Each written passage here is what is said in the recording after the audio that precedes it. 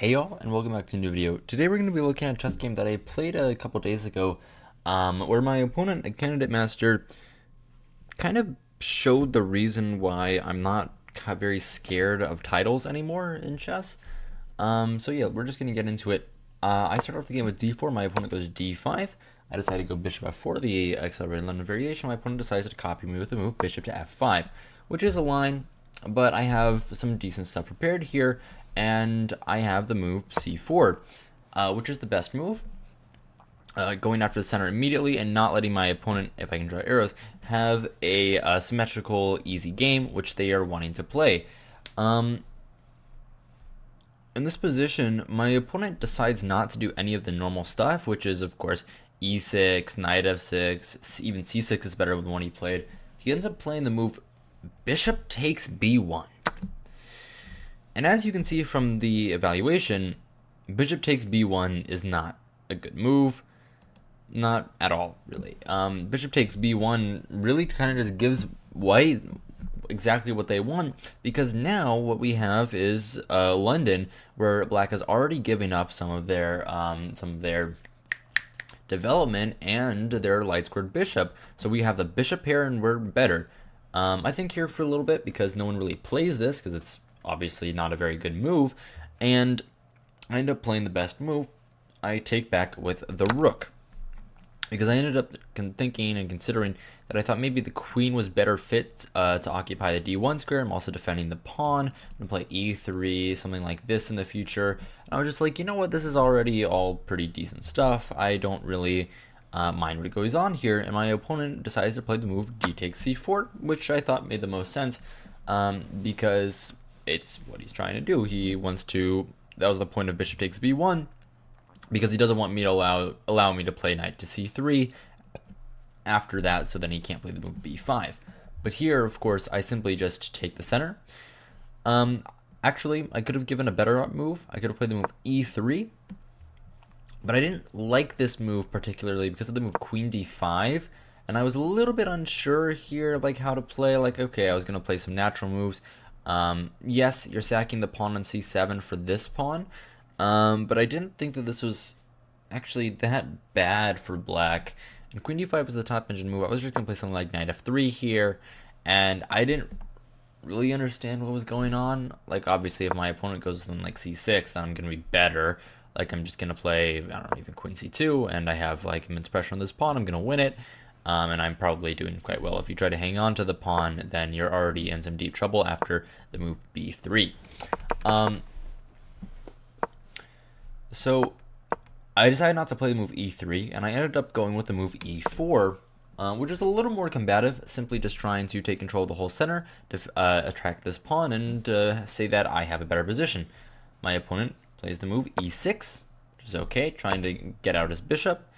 He could have actually played this very interesting move e5 here, with the simple idea of arguing that after I take back with the bishop, my opponent gives me this check, and I have to go with the king up to e2, which isn't what I want to do, of course. That would be a very, very nice option for my opponent, but he decides to go with e6. I simply don't allow him to give me that check, because I thought it was a little bit dangerous. Didn't want to really do that, so I played the move a3, simply stopping it. There are a lot of mistakes in this opening already, but okay, mistakes on both sides. It's worse for him than me, because I'm not the one that has to show that I'm better at the game. He's a higher rated player, of course. My opponent goes with the move c5, which makes sense. Here he actually has b5 again, just hanging on to the pawn. He has to go for this at some point, but he decides not to, play c5.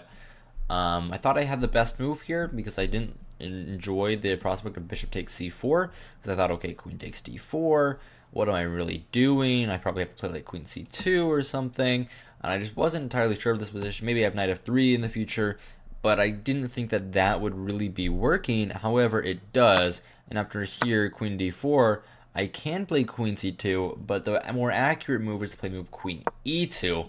And now actually I'm very, very powerful, and I'm probably going to win the game, because of the extra defense on this pawn and the fact that I might be able to play like b5 in the future.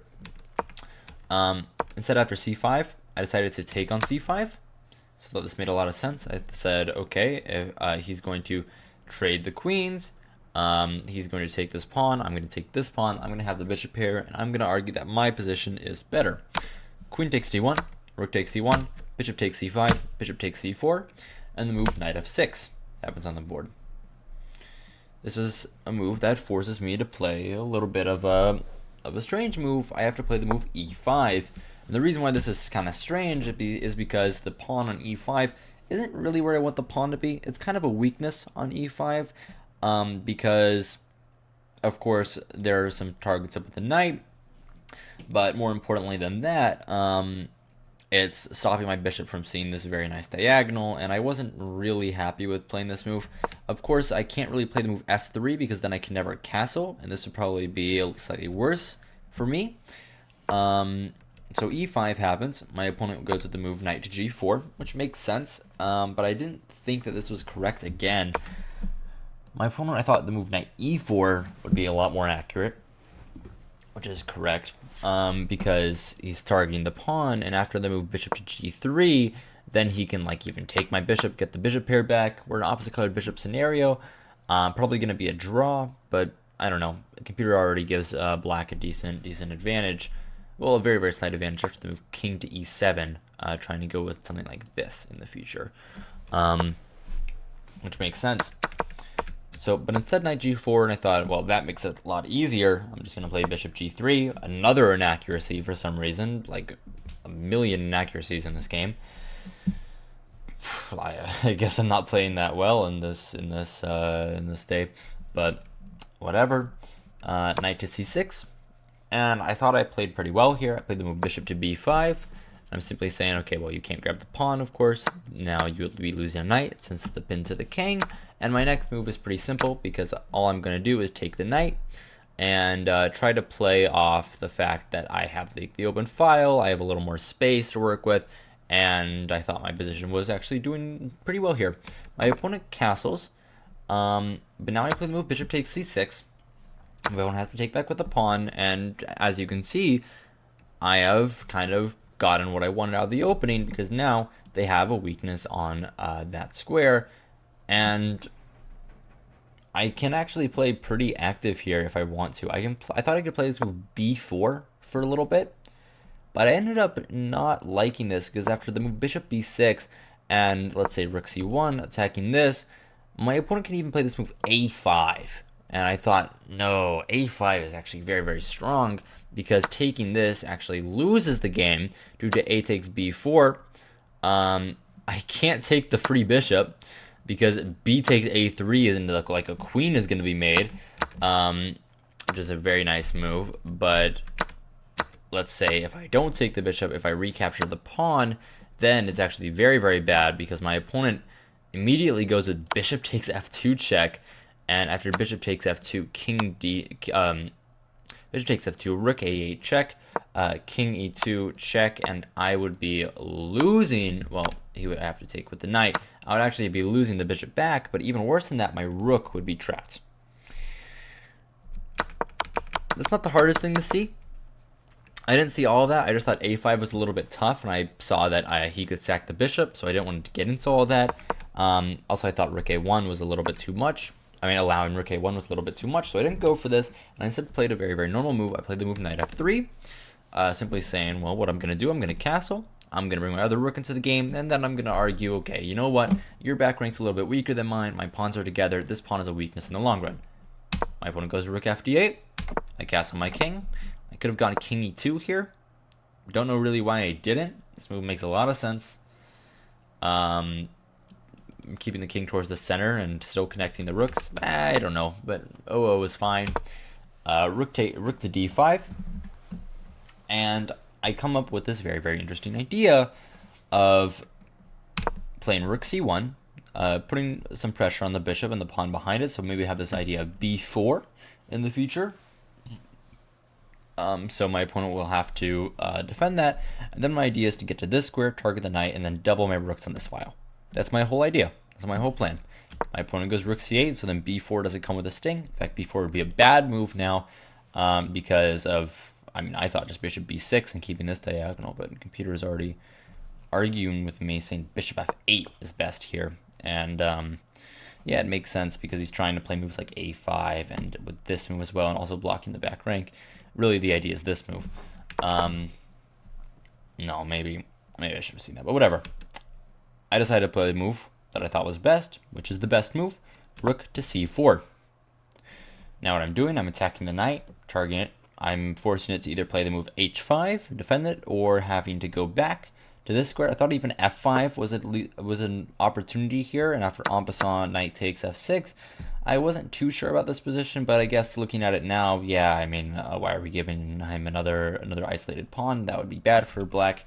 Either way, my opponent goes with the second best option, which is the move h5, which isn't correct again. What he has to realize here is that he doesn't have any forward prospects with the knight because all these squares are really well protected. So the square that knight actually wants to be on is the h6 square, so that it can then go to this square and have some good play finally.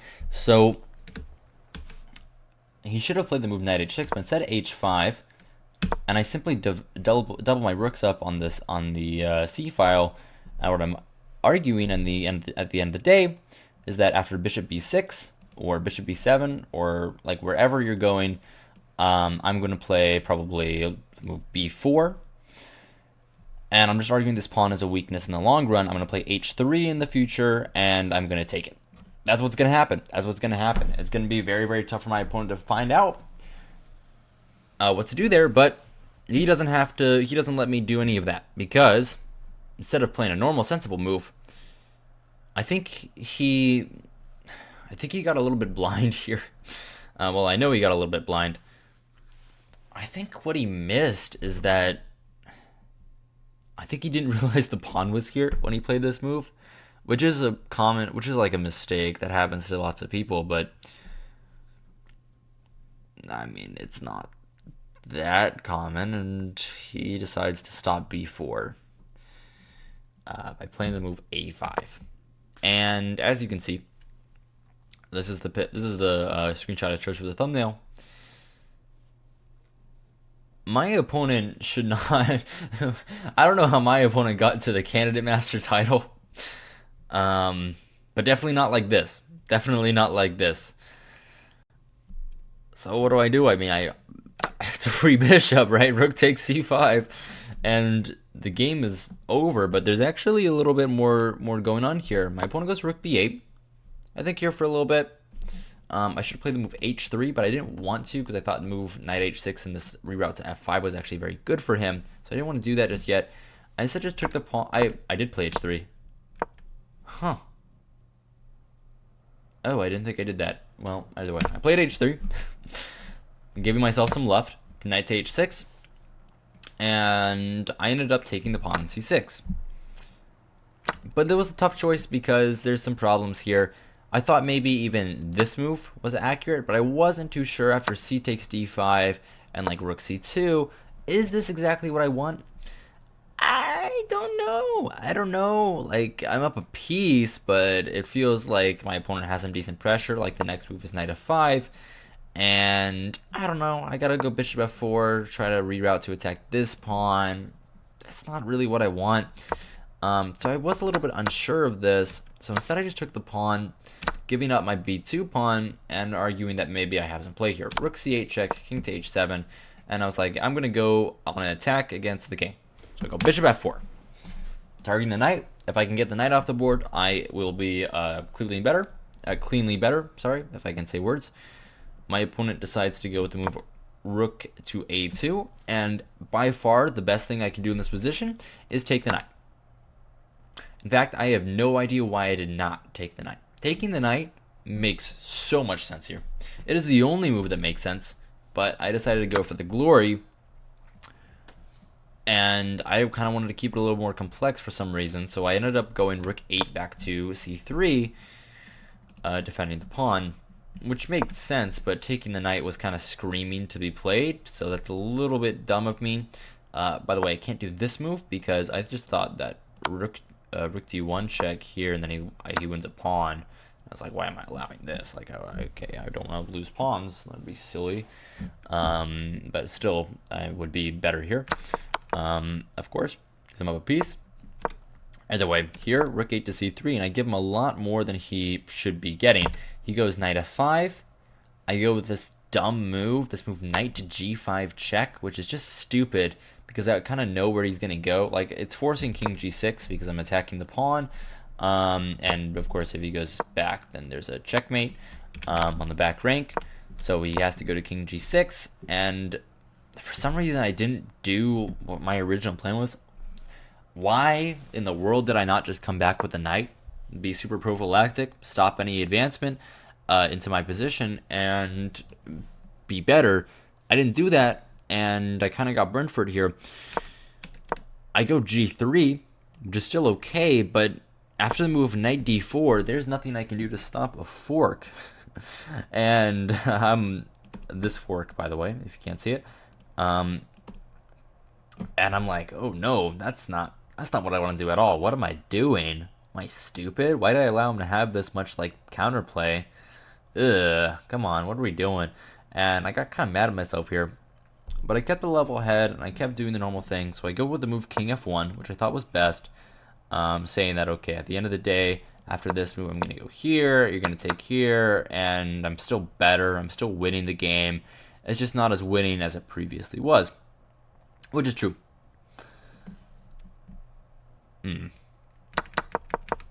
But here after king f1, you might notice that the move knight e2 that I played just then didn't have a little marker next to it. So my opponent didn't play that move. My opponent instead went with the move knight to b5, which makes no sense. Attacking this pawn and trying to say, I don't want your rook. I think that I have more counterplay if I get the pawn forward and try to push this. Which is, no, dude, no, come on. We're 2200. We know what we're doing. This is not what we're doing. What are we doing here? And this is really easy to play. I just go rook c5, trade the rook, force a trade of the rook, because if you take here, then I'm going to grab this here and play the move of rook to c5, targeting both pawns and getting a winning position, of course.